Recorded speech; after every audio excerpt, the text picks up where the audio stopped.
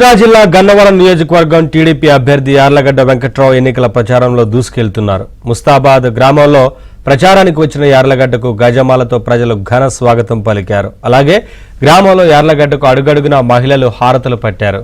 ఈ ప్రచార కార్యక్రమానికి గన్నవరం మాజీ ఎమ్మెల్యే ముద్రబోయిన వెంకటేశ్వరరావుతో పాటు టీడీపీ, జనసేన, బీజేపీ నేతలు పెద్ద ఎత్తున హాజరయ్యారు. దీంతో ముస్తాబాద్ గ్రామం మొత్తం పసుపు మయంగా కనిపించింది. ఈ ఎన్నికల్లో గన్నవరం సీటును గెలిచి చంద్రబాబుకు గిఫ్ట్గా ఇస్తామని టీడీపీ అభ్యర్థి యార్లగడ్డ వెంకట్రావు తెలిపారు.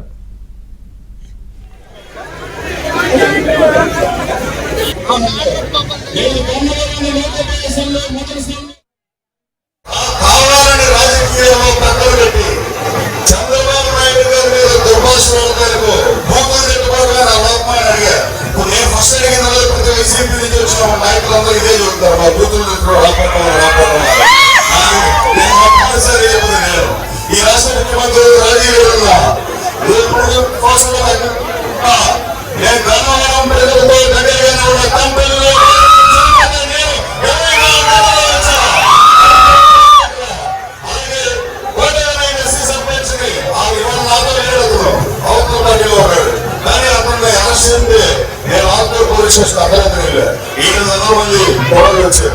అందరికీ కోవిడ్ వచ్చింది. దాని తర్వాత కానీ